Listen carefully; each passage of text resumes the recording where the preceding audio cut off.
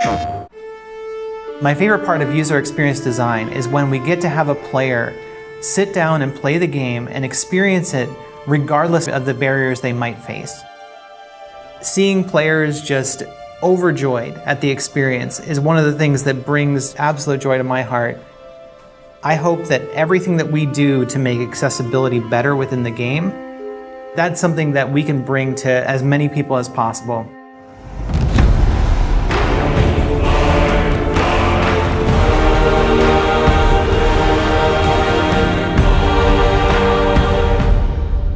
I'm Mila Pavlin, and I'm the lead UX designer on God of War Ragnarok. My name is Sam Chaffel. I'm the Associate UX Accessibility Designer. My name is Zhou Xuanyi. I'm a rendering programmer. Hi, I'm Kate Marlin, Senior Producer of the Gameplay team. My primary job is to make sure that as I'm looking across the game, as features are developed, that designers and programmers and artists up front are asking themselves, am I taking accessibility features into account while I'm designing this? Is there something I can add systemically that will help integrate this feature across the board? My job is to hook up everything and implement the accessibility features on the rendering side so that the designers are able to implement the features into the game. Great! I'll head across for a better look. User experience design allows us to look at accessibility from the user perspective. So we are the ones who are actually going into the game and looking at the different design problems that there are to solve within the game and figuring out ways that players can access that content regardless of anything that they might have a difficulty with because of accessibility concerns. Accessibility at its core is making sure that we allow folks who want to play a game to be able to access the game and all of its features. That allows players to have experiences that they might not otherwise be able to. From swinging your axe as Kratos to traversing the realms and experiencing the story. These features make it possible to do these things. People are no longer limited by their physical capabilities, and they will be able to enjoy the game just like anybody else. There's a saying in the accessibility community, never about us without us, and we really wanted to make sure that everything that we are doing is with the community and not just about them. So we have to reach out to fans and understand what their needs are when it comes to accessibility concerns, and we have to reach out through consultants and playtesters to understand what things may be hindering someone from being able to complete the game. It's always the best to be able to communicate with the user and see what they're happy with and what they want improved. Some of the most inspiring things that I've seen that have made me want to think more about accessibility is seeing the stories that players have and how much it means to them when they're able to sit down with the game for the first time and play more than they ever thought they could. Boy, we must be better. You must never forget that. With the last God of War, we ended the game understanding that there were major problems with the way that we were designing for accessibility. Based on community feedback from the last title, we've incorporated several features into this title to make the experience more accessible. We talked to them about what they needed in order to play going forward, and we started to prioritize things very early in production. I think that was one of the biggest lessons we learned, is that early production, making sure that we have everything in place at the beginning of the development cycle. If you're trying to bake a blueberry muffin, you don't wait until the end to put the blueberries in. You make sure that it's in the batter. And with accessibility, we needed to make sure that we put those blueberries into the batter at the beginning so that they could bake in and we would have accessibility at the end. By having controller remapping, by having assists for things that seem trivial, we allow people to get past those blockers and experience it in a way that it's intended. The features that I am most excited for players to try out are the combat assists. I think that these are just amazingly fun to use. In the last title, we had a feature called Recenter on Attack. Every time you'd hit an enemy, the camera would make sure that enemy was centered. When we're looking at God of War Ragnarok, we've expanded those combat options to allow for recenter on swing, which means that as you swing your axe in combat, you're going to slowly orient towards a different enemy. This is one of my personal favorite features because every time you swing the axe or swing the blades, the camera recenters towards the enemy. This allows players to go into a space, and if you have limited mobility or if you're unable to utilize the look controls, you can still target different enemies even though you're not hitting them.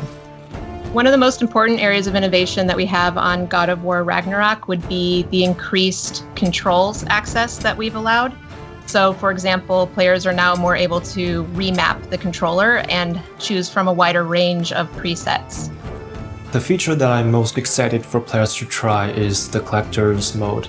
Collector's Mode highlights collectible objects in the game, such as ravens, so that they're much easier for players to find. I'm excited for players to try various features that we've created, from high contrast mode to traversal assist, auto pickup to navigation assist. Navigation assist was one that I particularly am proud of because we went from not being able to have someone navigate through the game at all to having someone be able to navigate using just a navigation assistance ping. So we looked at games like The Last of Us Part 2 and how they were navigating players through their world with low vision play. And we took our own internal compass system and were able to actually allow players to rotate their camera towards the compass and navigate to their next objective. Other features to look out for would be subtitle customization. So, for example, you can color the subtitle differently from the speaker, and you can even have the speaker name show up or turn that off if you don't like to see that speaker name in front of there. You can set a background for the captions. So when you're seeing the text, if you need more contrast behind the text, that's an option that's added in there. Another cool, exciting feature that we added was directional indicators to our captions and subtitles. So wherever a noise caption is coming from, the arrow will be pointing to it. So if there's a character speaking and you see the subtitles on the screen, there will be an arrow pointing out also where that character is relative to the player's camera. All these features will enable players to experience the game in different ways and adjust the challenge to their needs. Some of the things that I found useful are just settings around kind of reducing the amount of inputs I have to do when I don't feel like it's super necessary for me to control that aspect of the game. This one has helped me by having options like traversal assist, which just kind of makes the character vault over things and climb up things automatically, which reduces the strain on my body so I can just get ready to fight rather than just be spending time like traveling over things. I think a big misconception people have about accessibility features is that they're only applied to certain people. It's not about making a game easy. It's not about adding cheats. Accessibility controls are beneficial for everyone. It's beneficial for people with disabilities to be able to better engage with the game, but also open up those menus and see what they can do for you. People think accessibility means easy mode, and it is absolutely not about easy mode. If someone is unable to use their hand, for example, it doesn't mean that they want a lower difficulty. They just need to be able to set the controls in a way that allows them to use the controls differently. I'm partially deaf, so I can only hear out of my right side. The fact that they had audio panning made me really, really happy because I still can feel vibrations through my left. So I just channeled more of the audio through to my right side, which enabled me to hear everything just kind of better. Growing up playing games one-handed was very challenging. Early games didn't have all the accessibility features that games like God of War Ragnarok and The Last of Us Part 2 have. There's a stronger motivation there to be a better developer and a better designer when you know that you are making people's lives better by allowing them to play. The future of accessibility in video games is very exciting. As we continue to innovate and the conversation grows, the experience just gets better for everyone. My hope is that it will expand beyond our current audience to include everyone.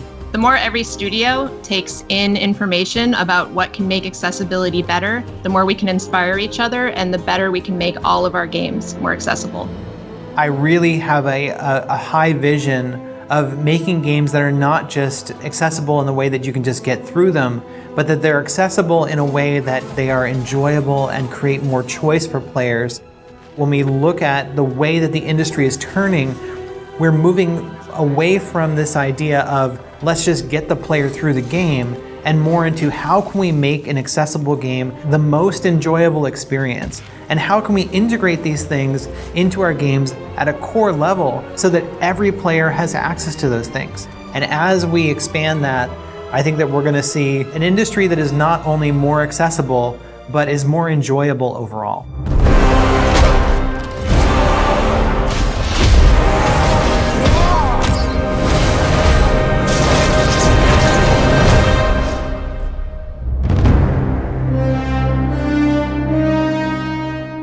PlayStation